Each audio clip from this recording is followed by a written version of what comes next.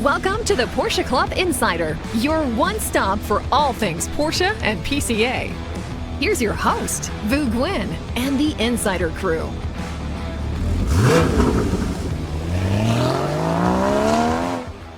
Welcome everyone to episode 112, and we've got a full table today. We've got the normal cast and crew, Manny and Damon, but we just figured out I've never been at the table together with our guest here, Bob Miller from At Speed, and of course we have Robert Forsyth at the controls. Welcome, Bob. Thank you. Bob is like that friend that your mother says you're not allowed to play with, and so when mom's away, that's when I bring him over. So you've been on here at least twice. Yeah, several times. But you've never been here. But I'm right? not here when you're here. I never realized that. Yeah, I didn't know you actually existed. So we hologrammed him in for the podcast. Right. So we're going to be talking about something that is, I don't know if I can say it's near and dear to my heart, but it's very personal because it's one of those journeys that I've been on for a long time and I haven't made much headway. But I'm going to learn a lot from, I guess, your perspective today, Bob. And we're talking about restoring a Porsche. Yeah, Bob. So a few weeks ago, Bob's shop hosted a seminar on a presentation about restoration. Between all the free bratwurst you had and food, I think that encouraged people to come. But there was about 80-some people that showed up. Maybe some of them got scared away from restoration. Maybe it was scared straight. But restoration isn't for those, I guess. The faint of heart. Faint of heart, exactly. Yeah. I mean, that was the whole goal, was to sort of say, hey, look, you think you're going in this world, but this is really what this world looks like, and this is how to do it. And if you don't basically do it at a particular level, you really can lose your shirt. And we talked about this when we were at the Ingrams, and Bob, you know, I really wanted 356, and I saw a 356 in one of their buildings that looked like it was, pulled from a barn, and I was like, man, that would be so cool to find. But the realization of that is only the start, and that's probably the cheapest part of the journey. Yeah, I mean, you see restorations that are built literally around a VIN tag, and so there's not much left of the car, and then so you build the car around that tag. And if it's a very historic car, it actually makes sense to do that. But it's a two-frame race car, right? 908, 917. That they're worth it if you just have the VIN tag. Because like Porsche did that with the last Rennsport 6. They showed off the frame of their 917 that they had done the frame on the car. So it's that in that case it's worth it. Other cases, maybe not. Well, what Robert just put up was the skeleton of a 73 RS that we have in house. That's a first series lightweight. So you sort of say, all right, well, does that make any sense to restore? That's craziness. But the amount that it takes to restore it and then what it's worth at the end, it's a good business decision. Yeah, and I think that's where I probably suffer from not understanding whether or not it's a good business decision, because I'm going to go into it with an emotional decision because, man, the whole idea of finding something in the rough and putting it back together and getting it on the road, that sounds so romantic and cool, but it might not be a solid business decision. Well, that's how you guys found me. I was, just walking along the side road, and I'm in the rough. You grab me, pull me out of it, and okay. So have you ever, Bob, before you opened up the shop, did you ever have a car restored? Well, you know me well enough to know that answer. Yeah, but the audience doesn't. What I'll say is no, but yes. And so one thing that I did do is I took a street car and I converted it to a race car. And that's a very similar process. And it's just as big a hole. And so, you go in thinking, all right, I'll rebuild the engine, then I'm set. And 2 years later, you've done every single system twice. And you're not winning. You're not winning, and you're 65. Because it's not you; it's the car. Never. It's never the driver. But you're $65,000-$70,000 into this car that's worth $30,000, and that's very similar to what we'll talk about today with restorations. Have you ever restored a car, Damon? The closest I've gotten is wouldn't be a restoration, but I've resurrected my Camry, and I went pretty deep, but only on the mechanicals, not on. I wasn't trying to make it look perfect. The rust is staying. That will never have rust repair. Didn't you do like a pretty wild 2002 BMW 2002? Sort of. So back then, I bought a 2002 in, gosh, it would have been 2011 or 2012. And it was already partway restored, but okay. I made the mistake. I was young. I was dumb. Parent had died. I had a little too much money and basically said, I want this BMW 2002. And I ignored all the signs that this guy was a flipper. And, had just recently gotten the car, done it up to make it look nice. And then, on the way back, the engine had a major failure and oil was I could drive it home, but that thing was done. Oh my gosh. So what I did was after going through, I was thinking of doing a 6-cylinder swap from like a 320 IS or the transmission, I should say, from the 320 IS and then getting a 2.5 liter. Then somebody talked me into just don't hack up the car that much. It is what it is. Keep the M10, build it out a little bit more if you want power. And then the flares, the car came with the flares, but the fenders weren't cut. Oh, whoa. That's so weird. we cut, the original fenders to make the flares, right. Be actual Functional. flares and Functional, fit yeah. wider Yeah. wider tires. So it wasn't a full restoration. We didn't do anything, outside of, I prepped the engine bay. I sanded, I primed, I painted well. The mechanic, who I was working with was doing all the heavy lifting with the engine. Well, So- and Damon's talking about sort of one of the things we should talk about, which is you start out with one idea, you go down that path about 10 steps, then you do a U-turn, you go left for about 20 steps, and you come back to where you started, and then you start again. Yeah. And so without a good vision of where you're going, you can do circles all around yourself and spend a lot of money, ending up with basically nothing. You ever done circles? And Yeah. I even bought the bell housing for the 320 IS, which was not an American car, and it arrived. But after talking with this restoration guy, he convinced me that no, that's a lot more work than you think it is. Right. And it's not going to fit properly the first time because the car was never meant to have that engine, that transmission in the first place. So do you want to go down that route, or do you want to do something that's a little bit more period correct? So to answer May's question, have I gone around in circles? I can honestly say I haven't gone around in circles.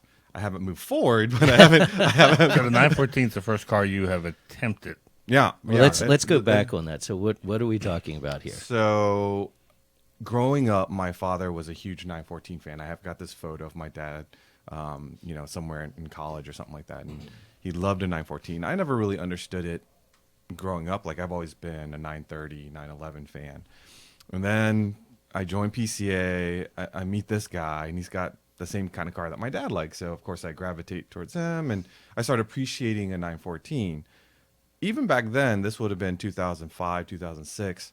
I still liked a 356 more than a 914, but relatively, even back then, a 356 was out of my realm. Like I scraped together all my, my nickels and stuff to buy my turbo look.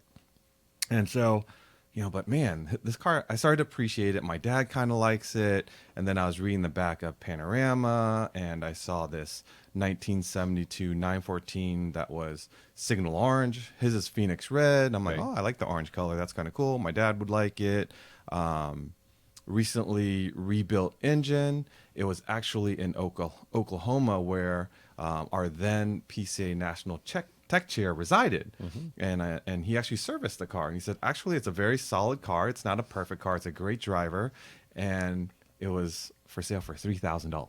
Okay. So I'm like, wow, that's pretty cool. How could I go wrong? I You mean, said $3,000? $3,000. Yeah, I So it's remember those days. $3,000 was like, it was, Hey, drivers were going for about $5 back then. yeah, it was so good three was buy. a good Yeah. deal. In fact, Yeah. I even showed him like, oh, it's a pretty good one if it's checked out by our national tech chair. How whatever, right? So 2 liter? So no, it's a 72. 72. It's a carbed 1.7. I remember telling him about the carbs, about the fact because the Porsche, the 914 never came with carbs, and I told him about the transmission linkage was different in 72 than 73, but it could be updated. Yeah. You know. So it sounded like a great idea, and I flew out to Oklahoma and drove it 19 hours back. Now, Oh, my gosh. we could probably do a podcast on just that journey alone, but I made it home. Okay. And my two oldest kids, they climbed around it. My dad was all happy about it, and I went through the brakes. The engine was actually running pretty well, but the car had been hit in the back at some point. So, and it was repaired, but it was like paint was kind of cracking.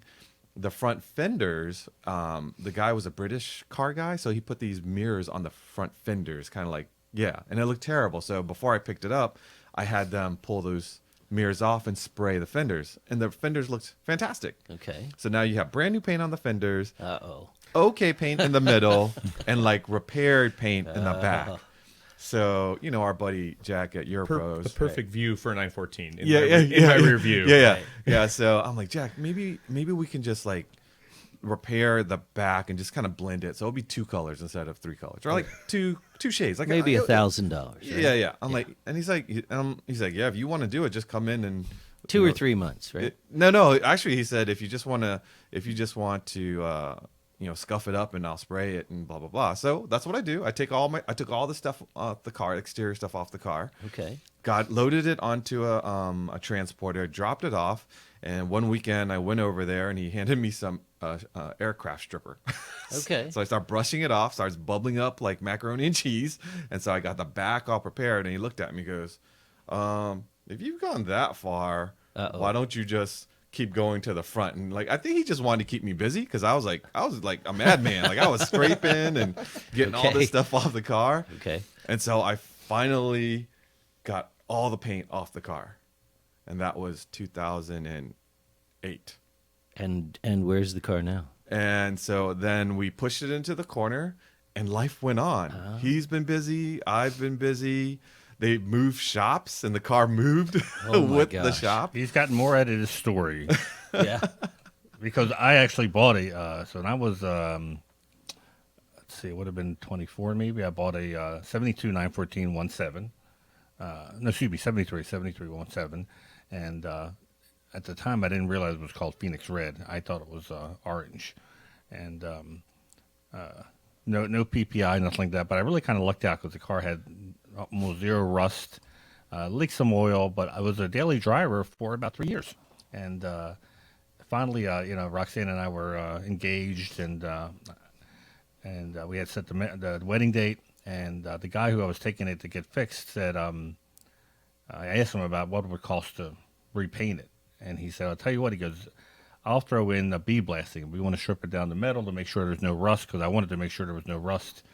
He goes, "I'll pay for the bead blasting as a wedding gift." Oh my goodness. And I was like, wow, that's a pretty good deal. And bead blasting was fairly new at that time. Mm-hmm. So I was like, this is awesome. I don't have to scrape it, or dip it or anything like that. And you read all these, back then it wasn't videos, it was just magazines. So you read all these stories and Road and Track about restorations. And I said, I'm going to do a full-blown restoration myself. I'll just take everything off, and they can bead blast it, and everything that's not painted, they'll take the paint off and bead blast it. So I went full board, and when we took the engine out, we turned out there was a little bit of rust near the hell hole, so they fixed that. But surprisingly, very little rust. When they bead blasted it, it came back out, and had it painted. And then I started slowing down, because then the reality of putting it all back together. Mm-hmm. And what happens is suddenly the plan was to save money. I'm just going to put all the trim stuff back on again. But then you're looking at this nice shiny paint, and you're like, this is going to look like junk if I put this back on. Pitted chrome. And, it's going to look terrible. Dull so then you start pieces. looking for these parts that are better than the one you have. And in between then, by then, so we're like 3 years, been married for 3 years, and Roxanne's pregnant, and she's about a month from having our firstborn. And I see this ad in Panorama for a 914, all original, 32,000 original miles, multiple Parade Concours winner, the whole 9 yards, $10,000, which was a lot back then for a 914. What year was this?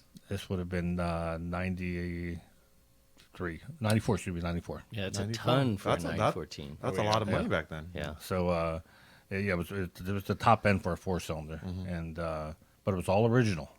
No stories. And the way you described your 914, like 3 shades, that's how you saw a lot of 914s because they weren't worth dumping money into back then. So I talked to Roxanne. I said, I can probably put in as much as 10,000, probably more into this car when all said and done. If I cut my losses now, I can sell it and get a perfect original car. And she was like, I think you should do that. So I ended up doing that. I did not finish the restoration. I got to the point where it was all painted but not put together.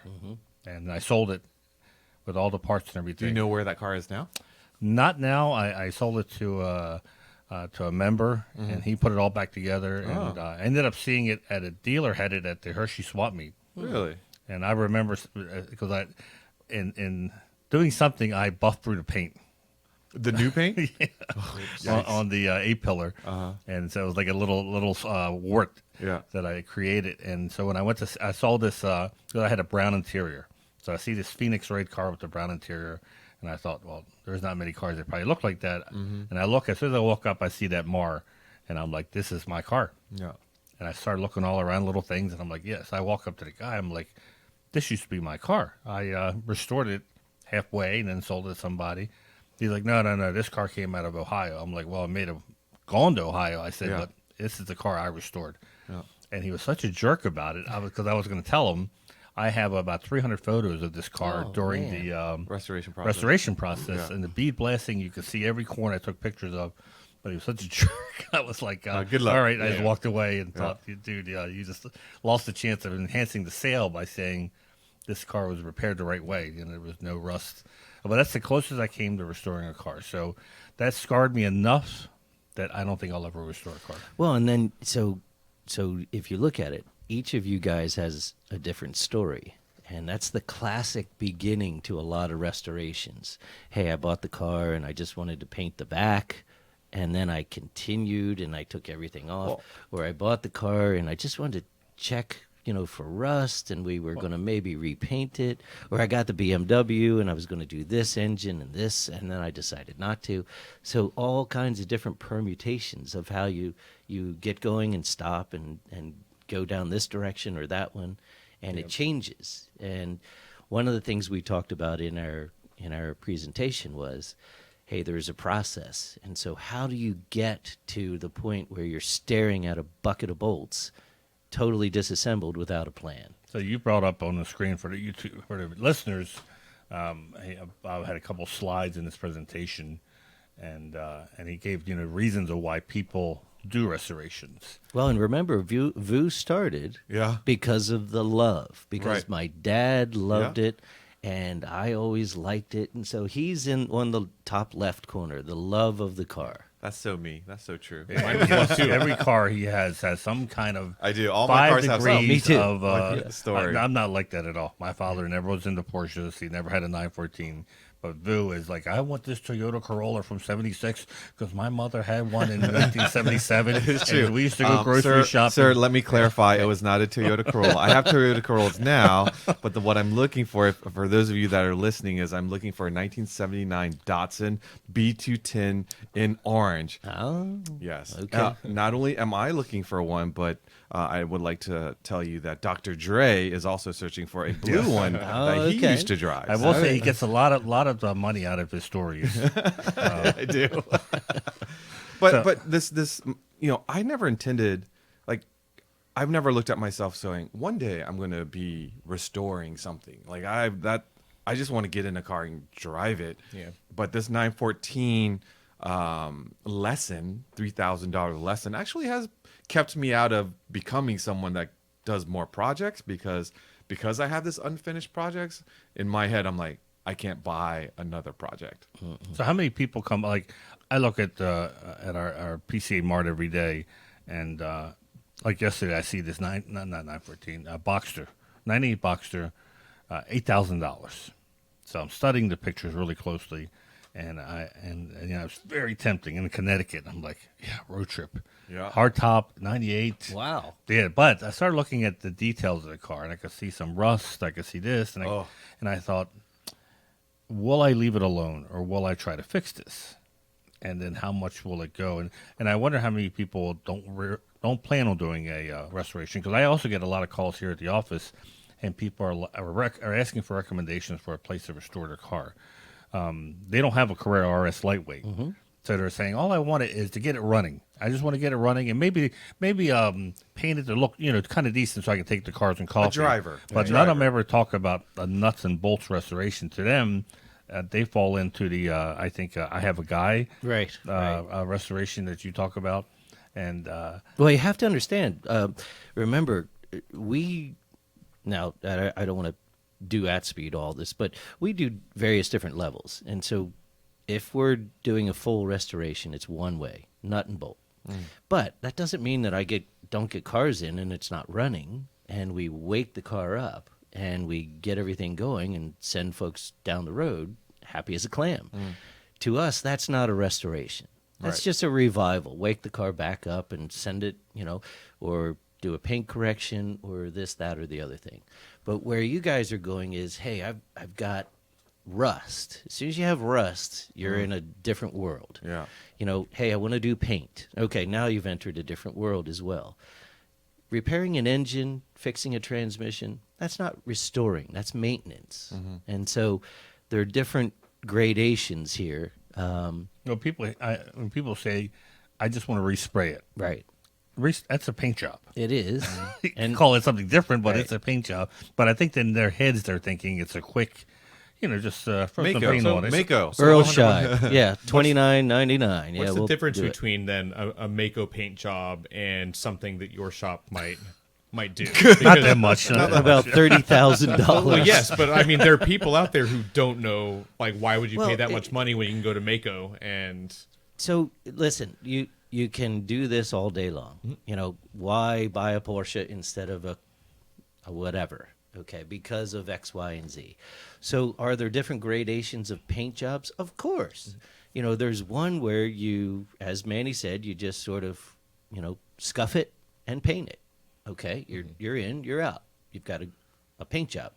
There's another one where you disassemble the entire outside of the car. All the glass comes out, and every seal comes out. You paint it and then put it all back together. You can imagine the amount of time that takes. And you didn't even boy. mention body repair. Well, and then in the meantime, you've uncovered a bunch of things, and there's a little bit of rust. We better take care of that. Or this thing actually got hit. We need to straighten the frame now.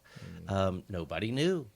So for proper restoration, you're not just driving to Mako, leaving the windows and interior and all the bits on, and coming out and driving away. Well, the and same again, day. and again, restoration is a slippery word, and so what you have to look at is what you're trying to get out the other side. Are you just trying to do a buff and scrape paint job and a quick paint job? Perfect. Go get a $5,000 paint job. It'll work. Yep. Where are you trying to be when you're done? And so what I tried to talk about was this is what it takes to do this. You need a plan. If you don't have a plan, they always say if you don't plan, you plan to fail. Or if you fail to plan, you plan to fail. Because you need to know where you want to be. Otherwise, you're just literally throwing money in a particular direction. There are places that will allow you to do that. What we tried to talk about was we don't like to do that. We'd like to have a plan. Why are you doing this? Let's achieve that goal. And so in Vu's case, if it's, I love this car, okay, well, great. Let's get that car to the point where you want to love it, whatever that is. And it could just be a quick paint job, could just be getting the engine going, could be redoing the suspension, could be taking the whole darn thing apart and putting the whole thing back together and trying to go to Pebble Beach. So there are different levels of where do I want to be. That was really the gist of what we were trying to say. And then there's a process to go through stuff. And here's what people don't, a lot of times, I mean, we're all fairly young. People don't think about time. And if you remember that gentleman that lived locally here that we found less than 2 miles from my house, a right-hand drive B cab. And it was in his garage. He brought it over from England. And when we first met, he was like, Vu, do you know anybody? I want to restore this, get this back on the road and make it really nice. I have the money. And I said to him, why are you restoring it? Are you like, what's your goal? He's like, oh, I'd love to drive it. I'm like, so you want to drive? And he was an older gentleman. Right. I said, you do realize even the best restoration shop, like it could be a couple of years, and when it's done, are you really going to be able to enjoy driving it? Right. And it really opened his eyes, and he goes, I said, for what your car is and what you can sell your car as is, just pull it out of your garage, somebody picks it up, I'm pretty sure you're going to get a check that pays for a brand new 911. And that's what he did. Yeah. And I see him driving around my neighborhood in a 991 GTS. Him and his wife, older couple with big grins on their face. They're enjoying it today because they took consideration that, you know, time isn't necessarily on their side. So enjoy it and less of a hassle. And It's so funny, Vu, because I've had several people come in their mid-70s, and I'll look at them and I'll say, what's your goal? Well, I want to XYZ. Mostly it's I want to drive it and enjoy it. yeah. And I say, look, you're going to have $100,000 plus in doing this, and it's going to take us 2 years. I said, let's sell this car, and let's go find you a car you can enjoy for the next 2 years and really Exactly. be doing something. Yeah. It just doesn't. Again, if you can look at what's the end goal, and then you match up what they're trying to do with that goal. You talked about a plan, and I think this is what we all say, especially in Mark Fresh, after we talk about the car that we pick, is finding a shop to do a proper pre-purchase inspection. And I know several of our friends that have brought cars to you is, you know, I think that's a fantastic way to start that discussion, because you give them a true bill of health from a objective eye. Because so many of us, when we're on the hunt for a Porsche, the shiniest one or the first one we drive, we fall in love, and you know, like as Manny said, can you overlook that little bit of rust and I'll take care of that later? Or you hear something, oh, that's probably just a stuck lifter that'll free itself. Like you make all these excuses so that you can bring that car Sure. home. But when you have someone as objective as you or Rich looking at the car, then you can make a better plan. Yeah, even when we do a restoration, the first thing we do is we evaluate the car. And we come back and we say, look, here's what you're dealing with. Here's where the rust is. This car was hit on the right front. Here's what it's probably going to take. The engine is leaking from every orifice, so this is what it will probably take. And we also say, look, you can also do this. This car runs, it drives. Oil is cheap. Oil's, let's say, $10 a quart, even if you're getting great oil. Keep topping it off. Right, just look, it's not going to burn oil that much. Yeah. You can dump oil for the next 10 years Yeah. and still enjoy the car. So, again, you go back to that plan. What's the person's goal? And a lot of times people have this lofty vision of sort of a romantic goal. And then if you say, that's a great goal, it's going to cost you $250,000 to get to that goal. Well, their goal changes. And they say, wow, I didn't know that. The last guy told me I could do it for 30 grand. And so you say, well, this, and this, these factors go into it. Here's where you'll be if you want to achieve that goal. And half the time, people will say, I don't. That really isn't my goal. I wanted to drive the car. Yeah, and I think people need to be realistic with understanding what they have, and at the end of a restoration, what the value of it, because it doesn't matter if you're restoring a 914 or a 356 in terms of like the labor hours, the materials. You're easily looking at $150,000 to $300,000 worth of restoration costs and parts and such. So at the end of the day, is your car going to be worth that much? And does that matter to you? Because I would say there's a lot of 914s that won't be worth, $100,000 and $150,000 if you were to restore it correctly. Oh, sure, yeah. you can do it cheaper, Mako, whatever, but you have to take that into consideration. Well, and then you have to look at what do you have at the other end? Is it just pretty? Is it correct? Is it overdone? Is it underdone? And, so again, what's your goal? So I'll use ours as examples. Both guys came to us and said, I want it exactly as it was produced by the factory in X year, in this particular case in 1973 and in 1970. And so what you have to know is, what did the factory produce back then? You know, what was CAD plated, what was painted, what was marked by hand, what was literally, in a lot of cases, painted by hand with a Brushed on, brush, yep. literally with a brush. And so what's your goal? Again, you go back to this plan phase, and I can't emphasize that enough. But there are shops that will over-restore a car, or under-restore it, or it'll be incredibly shiny. But as soon as you peel back a little bit of the layer, you're like, good Lord, what's under that? And so why does it drive this way? You know, why is it set up that way? You know, is it supposed to feel this way? And so the real question is, what always do you want coming out the back end? Let me ask you this question. Back in the 60s and 70s, if a car was 5 years old, like that was an old car, right? Like that was an old car. Like if you, yeah. I mean, well, remember, in the United States, if you had a 5-year-old car and it was an American car, in general, you had a lot of mechanical issues. Right. And so a 5-year-old Porsche was still running just the way it was 5 years before. So that the Porsche group didn't think that way. Ah, okay. And so if you had your Bonneville, you know, and you had a 70 and then you went and got your 75, you bought it because you needed a new car. Yeah. And it looked radically different. Right. Right. That's, Right. Yeah. Very updated. And so it was a lot of times reliability. So let me ask you this one. How many of these you get? Because a friend of mine who restores Triumph motorcycles, he gets customers in all the time. He's like, I want a 1960, 70, whatever Triumph that I had in college. I want, and bikes are a different price point. They're like, so just go crazy. Just build me one exactly the way the one that I had in high school. And he goes, are you sure? I mean, it's still a $25,000 motorcycle. They're like, yep, I can afford it. I want it. So he goes and he builds this exact Triumph motorcycle. They get on it, they go ride it, and they're terrified. They're like, this thing is terrible. Right. And he goes, I told you to buy a new one, and you didn't want to buy a new one. That was cheaper, you know. Do you get people like that where they finally restored a car and they drive it and they go, oh, it's not what I was expecting? So I'll tell you a personal story.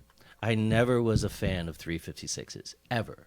I was always a 911 fan because I had the opportunity to drive fabulous 911s. Once I got a chance to drive a really fantastic 356, and I was blown away. Couldn't believe it. I could not believe that this little chassis could do the things that it was doing. And what I found was that not all cars were created equally or maintained equally was the big thing. And so what you need to know is, what's your goal, again, let's say with the Triumph? Did you actually drive a Triumph before you commissioned this Triumph to be built? Did you take it for a ride and say, that's what I want? So in our case, we deal with a ton of totally original cars that are the best of the best in the world. And so a lot of times when I'm dealing with a client, I'll say, look, come east. I'll put you in a 53. I'll put you in one of the best Super 90s in the world. I'll drop you in one of the best 73s in the world. And I'll drop you in one of the best 964s in the world. And so then they have this breadth of 20 years with exactly the way those cars are supposed to feel and supposed to perform and supposed to drive.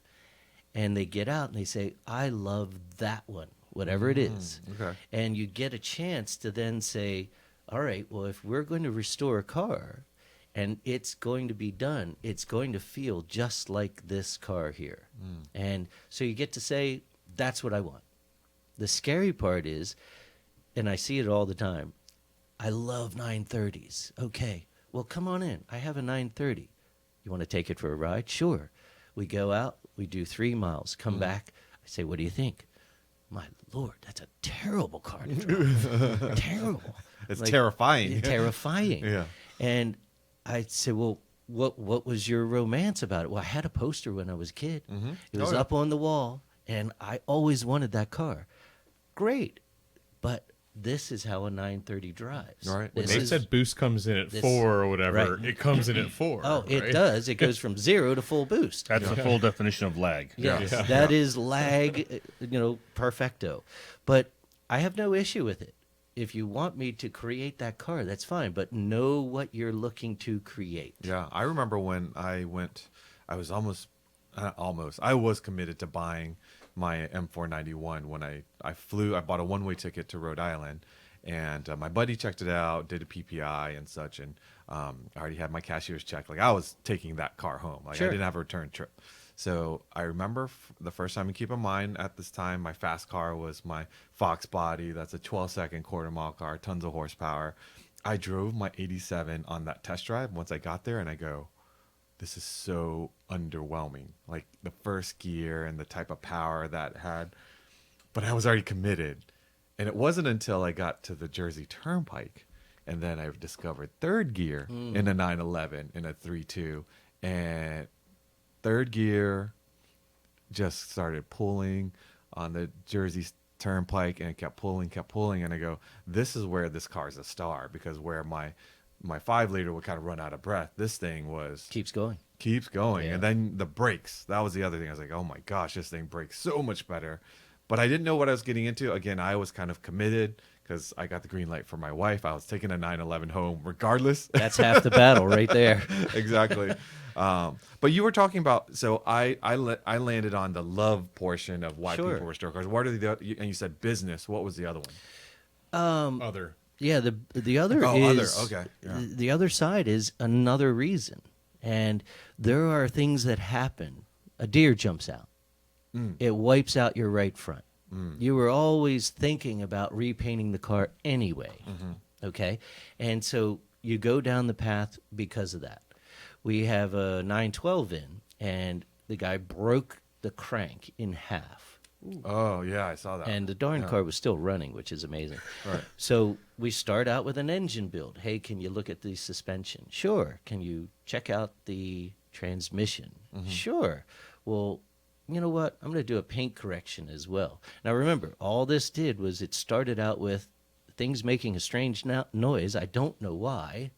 And then it ends up a completely different place. And so that's the other. Like, why did you get into it? Maybe you didn't even mean to. And so there's other reasons that people get pulled in. But the big thing is you find a lot of people end up there because they had one plan that wasn't realistic. They didn't have the right knowledge or someone to help them, and they end up a completely different place that they thought they would. Now, modern cars, you have records. You have, was it Carfax? Carfax, yeah. and such. At what point does that not really matter in a classic car? Because you're putting them on a Salette, you're straightening them, and even if it did have an accident back in the 60s and 70s, does that matter anymore? If you're doing a nut and bolt, no. No. Because ultimately... And mileage, to add into that question, does Yeah. mileage even matter anymore? 'Cause It you're- doesn't. There are two groups of thoughts. One is you keep the original odometer where it is, and you say the car was restored at X, and another group completely resets the odometer to 0 At the time of the restoration. at the time of the Oh, okay. restoration because they say, look, it's a totally different car now. Yeah. So we're of the ilk that we keep it at the original mileage, and so then the car went through a restoration, but it ends up with 74,000 kilometers, whatever. The damage to an older car, once you're nut and bolting it, totally irrelevant. Yeah. It's not irrelevant from a cost standpoint, but from an outcome standpoint, totally irrelevant. Now the 73, that was a skeleton, essentially a skeleton in your shop. I was looking at the hindquarters of that car. I can only imagine when it was still put together. That car seemed to be in pretty good shape. It was. I went and assessed that car in Germany. I looked through it for a full day. I will say I've been very, very happy because nothing has surprised us. And I said, I think it's been tapped in the right front. We discovered that it was a very small tap. The rest of the chassis, you look at it and you say, why are you guys restoring this? I told everybody came in for an oil change. Right. Well, and That is one heck of an upsell. yeah, right.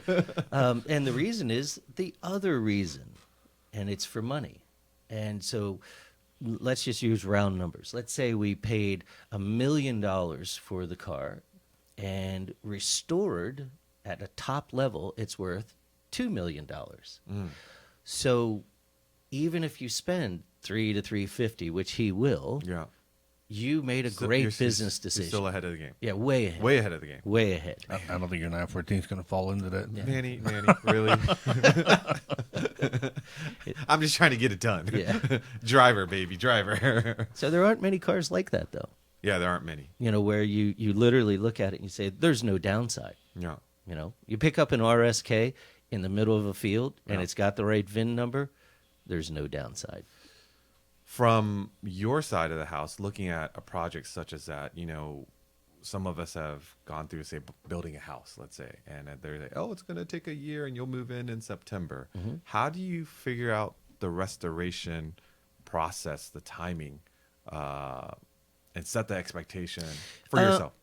You know, there's a slide that I provided that gives rough estimates for the process, sort of the various different steps, etc. We do most of the restoration in-house, so I can control that. The outside work, the body work and paint, is something we actually outsource, and that I cannot control, nor do I want to. Right. And so I tell my contractor, hey, this is what I want. He's very close to my house. I actually can swing by. We can talk about different things, etc. And I'm not going to push him. I want it perfect. Done right. You want it done right. I want it perfect. And I also, the big thing is we set expectations with clients. And so they say, you know, how quickly can I get this back? You don't want it done quickly. Okay, well, how long does it take? 2 to 2.5 years. And if anybody says, I don't want to do that, okay, we're the wrong shop. For people who are listening, let's, I guess, go over some of these categories here a little bit. So the first part in any restoration would be the evaluate category, 1 to 3 weeks, and that is how much there? $3,000 to $15,000. It looks like. Yeah, it depends. So the evaluative process, it depends on the car and the client. And again, if the client has a projection of what he or she would like to accomplish, it can take more or less time. So if you're disassembling a lot of things in that skeleton to make decisions, obviously you can rack up money. If you're doing a cursory evaluation and everything is unbelievably good, you can take a pretty good guess.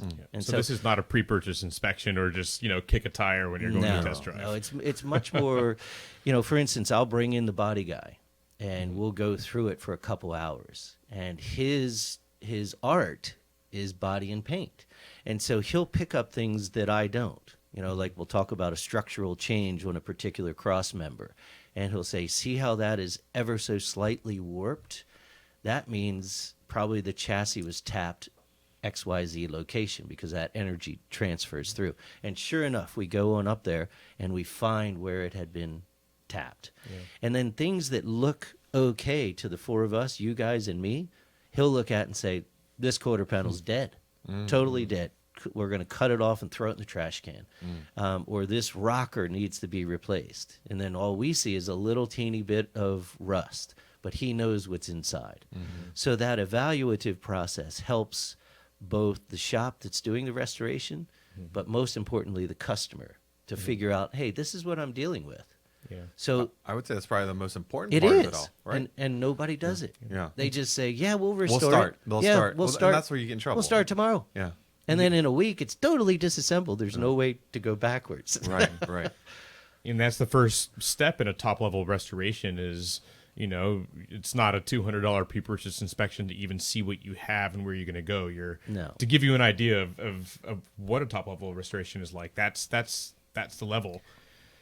so after an evaluation, that's just the tip of the iceberg, and then you have the whole rest of the restoration left to do. Right. What I like what you told us about was the categorizing, which is where, like when I did my 914, so I bagged everything up as much as I could. There wasn't digital cameras back then, so I took old 35 millimeter pictures of where everything was, thinking that I was going to use all this stuff. But like I said earlier, when I saw how pretty the paint was, I realized all this trim stuff did not look good, even though I categorized everything. But your guy actually goes through and says, is this something we can reuse or not, right? Yeah, interestingly, that is not my forte, is the super small detail categorization. So I have a guy that works for us, and what he'll do is he literally takes a picture, he links that picture to the fiche that would be the breakdown of that particular component. Let's say it has 7 different parts that go into making that pedal cluster or something. And then he'll say, okay, it's on page 5G-2. Oh, when you said fiche, you mean the microfiche? Literally, microfiche microfiche breakdown of the car and how it was put together. And then what we look at is when you're disassembling a car that's, let's say, 50 years old, you find out the darn thing's been disassembled in certain times over the years. And it's missing a washer. Oh, my Lord. It's missing this and that, and the bolt's yeah. wrong, and the nut's wrong. Yeah. And so what we have to figure out is, well, what's coming off the car that's actually correct? That's number one. What's coming off the car that's actually reusable? That's number 2. And what's coming off the car that either has to be restored or replaced? And so we started talking about parts. So Porsche is doing a great job. It's one of the only companies in the world that does this. They're reissuing parts from all the way back at the beginning of time, which is unbelievable. The problem is some of the suppliers over the years have actually gone out of business or changed the way that they produce those parts. And so when Porsche reissues a part... You're talking about Porsche Classic. Porsche Classic. Sometimes in my world, it's correct, but it's wrong.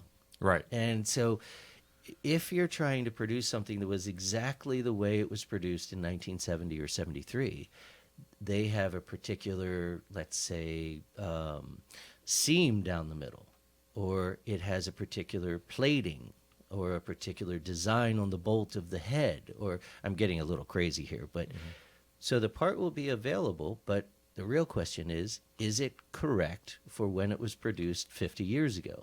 Yeah, because there's many limitations, say, on someone that's producing something today versus something that was Well, there are environmental issues and the type of metallurgy, metallurgy, and all that stuff. And so then we have to go on our hunt, and we go up to Carlisle, we call other shops, we research on the internet. Thank God for the internet. You try to find troves of new old stock parts, and that's times a lot of time spent. Now, the thing that you mentioned I really didn't consider was the fact that what you're taking off might not be correct. Yeah. And when you have to add that into the labor time to verify everything that's coming off is correct, that's a lot of work. Well, that 73 RS, there's a lot of things that we pull off, and just totally wrong. Over so many decades, somebody could repair the hinge, Sure. and they weren't thinking correctness. They were like, just fix it. Right. Wow. So when you went to look at the 73 RS, did you tell the buyer, did the buyer already have his plan set up? I want to take this to Pebble Beach, and we're going to do a restoration on it? Or is this something that after you got it in, he changed his mind and decided to go that route? No, I front-loaded all that. And so basically, a stunning, perfect, all-original 73 RS, first series lightweight, is going to be bouncing off $2 million. So we did not buy it for that. And so there was a reason. And so going into it, my goal was to evaluate the legitimacy of the chassis and then how good that chassis was. Had it been bounced around and wrapped around a tree and stretched and put back together? Is it a real 73 RS? What's real? Are the stampings right? Etc. But ultimately, the goal was to get there, figure out if this is a good car, as a restoration candidate. And so it strictly was, we're going in knowing that this car needs to be restored. And that's why it was bought for what it was bought for. Yeah, so you had a very specific plan in place, an objective. Right. And I would say he's not going to be one of those people that are surprised when they get the bill. No, Because no. you went into it. And that's one of the things you need to do as a good shop. You need to work with your client. You need to set expectations, and then you need to be able to fulfill them. So the other car is interesting.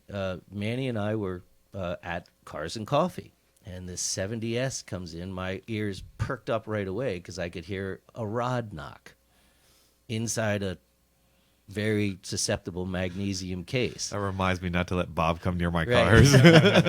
And so this car's running. I walked over and I looked at the guy. I said, please turn that car off. He's like, why? What's going on? I said, you have a really, really bad rod knock. He said, is that what that is? It's been, it's been making that. When I rev it up, it doesn't seem to do it as much. I said, oh God. No. So literally, I handed him my card and I said, I'm happy to help you. We all went about our business, drinking our coffee.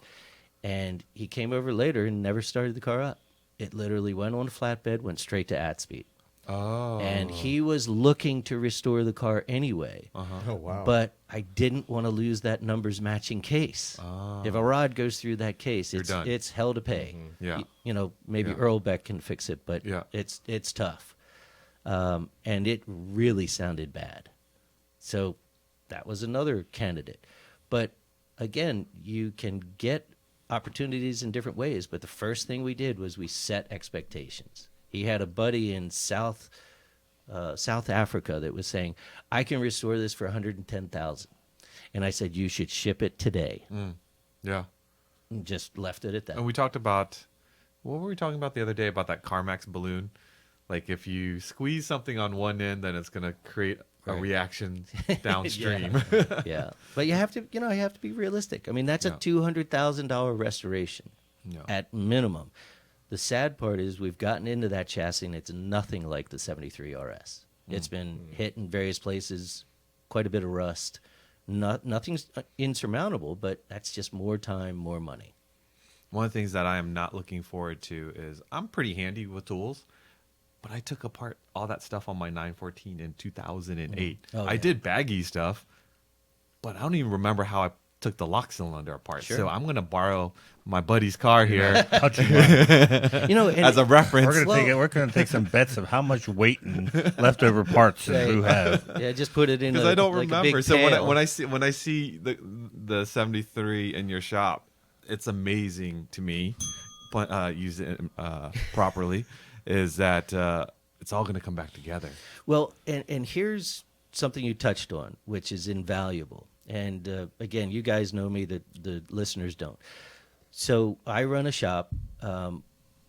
In my collection, almost entirely are 100% original cars. 100% original.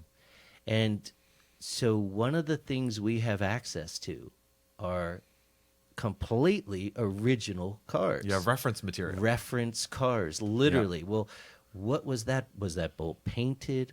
What did it say on top the bolt? How was that put together? Did it have a washer or not a washer? What was the gap here? What's the finish? And that's unbelievably valuable. You can duplicate it. Yeah. Yeah, one of the reasons I bought my 964 back in 08 was it had every record from new, but the height had not been adjusted. It still had that almost all-wheel drive look to it that stock C4s had. And I thought to myself, if any of the three previous owners never messed with the ride height, that means this car is probably pretty original. And so far it's been. But yeah, my box drive bought from the original owner. Right. Who bought it new, had all the records and whatnot. Because I've done the multiple owner car before, where you start discovering it. I mean, it's full of surprises. You get to find a lot of new things that they fixed or didn't fix properly. But for me, an original car trumps everything. It does. Well, and you sort of I would say, disagree. well, what's so great about an original car? And you drive an original car that's been taken care of, and maintained by a shop that knows what they're doing, it's absolutely unbelievably different than most restorations out there. Damon, some cars modified. You can modify it. Yes, but I'd exactly. rather start with the car. Like my race car was a stock car that I turned into a race car. My Cayman was stock. But when you're buying someone else's modifications, that's a little bit different than Right now, yes, like exactly. if you bought Damon's Cayman, you'd find out that the center console has been modified. Yeah. Well, you'd find a couple things. Like I'm happy with it, but there's one place that I'm not going to mention here that a corner was cut, but it was super easy. Remember, it happened when we were up north for Tech XC, so you probably remember it somewhat. It's a ignition coil plug. Oh yeah. That's why my car's nickname is Zippy now. Yeah, that's the thing is, I love modifying my cars too. Although most of my cars are stock, but keeping records, knowing the person that's doing all that stuff also. stock. I knew. Most of my cars are stock. Hey, Just like your 996. I'm not believing that I one. just teed it up for him. I know I did. Yeah. All right. Well, let's ask Robert to throw up and remind you, if you haven't subscribed to our email newsletters, head over to pca.org and sign up for e-brake news, Markfresh news, performance news. And speaking of news, do you want to go into that, or do you have any video updates, Damon? At this point, I'm hoping to have something Taycan Turbo GT up this week. So by the time you hear This will comes be out up, on the 29th. So, yeah, it'll be well up. But if Okay. you haven't seen our Taycan Turbo GT video, Manny was able to get a recording of one of the pros, Lars Kern, hot lap around. What was the track's name? Set the anyway? record. Well, he set the record at the Nürburgring and Laguna. yeah. But he was at Circuito Monteblanco in Spain, Seville, Spain. Yep. So he was there for the press drive, and I haven't seen the video yet. I'm sure. I asked him to give me a ride in the Turbo GT after I drove it. Was it and very then- humbling? Oh my God! He made me look like I did a pace lap, and I was working hard. Yeah. Manny looked pretty quick driving on track, so But he was could pushing talk. it. He could talk while he was driving fast. Yeah. I couldn't talk much while I was driving fast. I was hanging on for dear life. But Pro drivers humble you. Oh my God! So that should be out. That'll be a nice little video. Nothing, extensive. We have a GT4 RS versus GT4 RS Club Sport. Not a track test or anything, but just the technical details between the two cars and what changed. And yeah, some several Nathan Mers videos. One of which I believe, if we stayed on schedule, should be out right now, and that should be a Carrera T versus Carrera T. With the owners of both cars driving the car they don't own. So it should be a pretty fun video. And if you're listening to this, we have Tech Tactics Live with Charles Navarro and Jake Raby, who will be in studio to. And hopefully I'll be smiling in they'll this be- video and They'll not be crying. talking about the solution that they help install in VU's 996, as well as any other questions you have about engine rebuilding. And Jake's done everything, so Yeah, and I've everything got from 914s to modern. 2 pages worth of parts that I've ordered, so I went down that slippery slope of while you're in there. But if everything goes smooth, knock on wood, lightly here, my car should be good to go for several more years. Yeah, so what we're doing there, just as a heads up, because this is going to take a little while to edit from the time you're hearing this, is intermediate shaft bearing, or the IMS bearing removal and replacement. And this could apply generally to any R&R of the IMS bearing. However, we are using what they call the IMS solution. So it's Correct. just their version of a plain bearing with an oil-fed, pressure-fed oil feed line to keep Plus it a lubricated. lot of wire in there stuff. Yeah, a lot the of video's while you're gonna in there cover stuff. taking off. If you're going to attempt this, or at least you just want to know what goes into it. We're taking off the bumpers, taking off the mufflers, we're putting a new clutch in, pressure plate. So whatever we can capture. And what I like to do is I've watched a lot of YouTube videos for the past couple of weeks just to prepare myself. He's a Goldmeister tech now. Yeah, Oh, yeah. exactly. Right. But the things that will be difficult for me is that's what I'm going to hopefully share with you all, because there's tons of videos out there to show you how to take a bumper off. But if I run into a problem, I want to share with you either how I did it or the tool that I needed to get through all of that. And again, some people just want to watch it for the technical information and not necessarily ever do it themselves. But then it might be a useful resource for them if they do try to tackle it themselves. So it should be a lot of fun. And like I said, hopefully in the video, I will be smiling instead of crying. In the news, we only have one item here, and it has to do with Porsche deliveries. Manny, you want to start off? Let me pull it up on the screen. 77,640 cars delivered. So they had a decline of about 4%. Yeah. And a lot of that goes to the Chinese market and the fact that they're ramping up for the new Taycan Macan. So in that changeover, but partially one of the reasons you saw Taycans like being blown out, it wasn't because Porsche was giving up on the Taycan or no one wanted EV. They just needed to get them off the lot because the new ones are coming, and the new ones are faster and lighter, charge faster, the whole 9 yards. So it's a pretty radical update. So it's going to be hard for them to sell the old ones almost the same price as the new ones. So that's why you saw the big discounts with the Taycans. But worldwide, it was about a 4% drop, which we had been talking about because the Chinese market was a 24% drop. So and we've talked about how over the past couple of years how large the Chinese market is, and if you look at the results here, 15,000 plus cars in North America first quarter, and 16,000 a little plus in China. So almost fairly Chinese even. economy is not doing as well as our economy right now, which is why that's happening. But the maybe big they'll number, rebound. is actually Germany. If you saw, Germany is up 37% in car sales. What do you? I don't know why that is. Yeah, I wouldn't know either. Any idea, Manny? nope. Pretty I don't interesting. think the article focuses Yeah, so on, they're up 37%. So on Germany. Which is huge. But the Macan EV, I think they've sold out, or they've had a really strong pre-order pre-sale already. Yeah. Well, let's talk about, since you mentioned Macan, I don't know if we have it up here on the screen, but the PCA member-only raffle is up and running. The first grand prize vehicle is a 718 GTS, your choice of Boxster or Cayman. That also includes a $25,000 cash prize plus a barber experience. Wow. Prize 2 and on, if we sell more than the first prize allotment, is you'll get to choose your own Macan E and also $25,000. Now, this is a probably controversial opinion, but out of those two cars, and with my current stable of cars, I would actually rather have the second grand prize. The Macan E? I'd rather have the Macan E. You know what? I would say I don't disagree with you. Because I already have a Cayman. Because so. well, the thing is, and you get the allocation. Yeah. So how many people are in line now, right? And if you win the prize, you kind of skip the line, and there's no ADM because you're getting it straight from PCA/PCNA. Yep. And if you're not, let's say you do win the second grand prize and you're not into going EV, we do have a $85,000 cash prize alternative.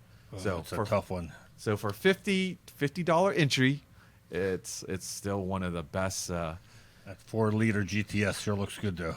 Oh yeah, Yes, I would amazing cars. That's why it's first. Can I grand ring this prize. if I say amazing? Go ahead. Yes, absolutely. I know Anyone that that says amazing. we I know ring the it. Macan is probably more horsepower than the GTS. My wife, Yeah, I think, would be definitely. happy with the Macan E. I am very interested in the Macan E. Is it called the Macan E or is it called the Macan 4? Don't they have Oh. the Macan 4 and then the Macan Turbo? That's a good question. We should know this. We should know this. Especially since you got the flyer made. Yeah. I even wrote the Macan 4. There we go. Yeah, Yeah. Macan 4 and Macan Turbo. Yeah. Exactly. So the E's not in there. No, it's not. But you know what? Let's just keep it there because when people think that it's Macan. Well, the thing is, you internal kind combustion- of because of the transition. Yeah. It's quite important to have it in there so people understand Yeah, that is the identify prize. that's the E, Yeah. or EV. All right, let's go into events. We have, again, this one, Manny was really excited to see the 600 miles worth of driving, May 10th through 12th with the Wilderness Trail region. And then we have Porsche Parade Phase 2 is opening. We still have a few rooms available. And I think it's closing soon. It is closing soon. So don't think you can just wait till like the week before parade. Even if you're already registered for parade, you haven't decided what you're going to do, you do it like now. Yeah, and if you want to get on to the tours and the extra options, they are selling out quickly. If not, a lot of them are sold out. So check it out sooner than later. I want to remind you that Works Reunion, August 16th. Registration opens May 22nd. That seems a little early. Is that early this year? That's our normal around schedule. the same time. Just for registration. Oh, Monterey, not for Monterey. Not for Amelia next year. Amelia was Monterey. early, Yeah. earlier than usual at least. Yeah, Amelia was earlier than usual this year. We have, let's see, of course, Treffin at Sea with over 800 PCA members heading to Alaska. That trip starts July 28th through August 4th. We still have a few balcony rooms. We have some inside rooms, which are a steal. If you're, They pay you to take the inside route. pretty much. I mean, it's if you want to get to Alaska on the cheap but still have a great experience, inside room it is. There's a boat in the Chesapeake Bay or in Baltimore right now. Oh no, Manny, too soon, Manny, too soon. For those of you that are interested in e-gaming, PCA Sim Racing Program, one of the fastest growing programs in PCA, we've got Event 7 coming up. Let's see, actually Event 7 already happened. I think that's an older one, right? Yeah, this is just the Yeah. yeah, it's generic. This is the website. Bob, you so- should start restoring sim racing cars. It's all done digitally. Just hit the reset button and Right. it's all done. Exactly, exactly. That timeline shortens Oh, quite yeah. a bit. All right, then of course, if you're interested in PCA Insider merchandise, we've got the Insider Tee, podcast mug, podcast water bottles, and if you're looking for a decal, just send us a note with all of your information to podcast@pca.org. Hate to say it, you guys should put your faces on some of those mugs. We've- so they, we've- they we've could- got- No one liked that. We've Right. got a caricature of it. We haven't used It it did yet. not go over well. It scared some people. Honestly, Right. we should go with the first one. Just do it. Just do it. That was crazy. All right, anything else, gentlemen, before we sign off? You're all good? Bob, thank you for being Oh, with thanks us. for having me, guys. Thanks for listening. If you aren't currently a PCA member and own a Porsche, grab that VIN, head over to PCA.org and set yourself up with a PCA membership. If you're looking for that perfect Porsche, and hopefully maybe even Bob can help you find one, put one in your driveway, put one in your garage, join the PCA test drive program as we unlock a number of resources to help you find that perfect Porsche. Remember to follow our podcast Instagram page, behind the scenes photos, videos, Porsche Club Insider, all one word. You can always send us a message, email us at podcast@pca.org.